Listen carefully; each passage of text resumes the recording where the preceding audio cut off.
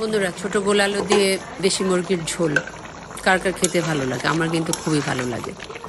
আমি কড়াইতে তেল গরম করে আস্ত এলাচ, দারচিনি, লবঙ্গ দিয়ে দিলাম। দিয়ে দিচ্ছি এখন পেঁয়াজ কুচি। পেঁয়াজটা একটু ভেজে নিচ্ছি।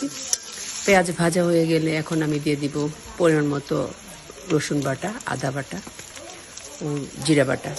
রসুন বাটাটা মুরগিতে একটু বেশি দিতে হয়। দিয়ে একটু ভেজে নিচ্ছি। ভাজা হয়ে গেলে আমি দিয়ে দিচ্ছি পরিমাণ মতো হলুদের গুঁড়া, ধনের গুঁড়া ও মরিচের গুঁড়া। মরিচের গুঁড়া আপনারা যে যেরকম ঝাল খান সেরকম দিবেন। ঝাল আর তেলটা নিজেদের পছন্দ মতো দিয়ে দিবেন। দিয়ে দিচ্ছি একটু পানি মশলা কষানোর জন্য। মশলাটা একটু নেড়েচেড়ে আমি কষিয়ে নিচ্ছি। যখন মশলা থেকে তেল উপরে উঠে যাবে তখন আমি দিয়ে দিচ্ছি স্বাদ মতো লবণ। মশলা তেল আলাদা হয়ে গেছে, তার মানে মশলা কষানো হয়ে গেছে। আমি দিয়ে দিচ্ছি এখন মুরগি দিয়ে আমি একটু নেড়ে চেড়ে নিচ্ছি। আমি এখন ঢাকনা ছাড়ে একটু কষিয়ে নিচ্ছি।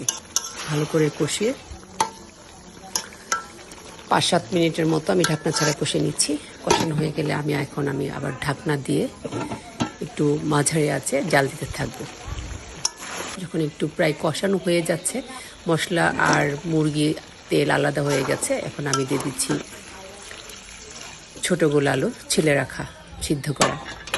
দিয়ে একটু আমি নেড়ে চেড়ে পরিমাণ মতো ঝোল দিয়ে দিলাম। ঝোল দিয়ে আমি আবারও ঢেকে দিচ্ছি। ঢাকনা খুলে আমি দিয়ে দিচ্ছি জিরার গুঁড়া আর গরম মশলার গুঁড়া দিয়ে আমি একটু নেড়ে চেড়ে উঠিয়ে নেব। কেমন হয়েছে রান্নাটা জানাবে। সবাইকে অনেক ধন্যবাদ।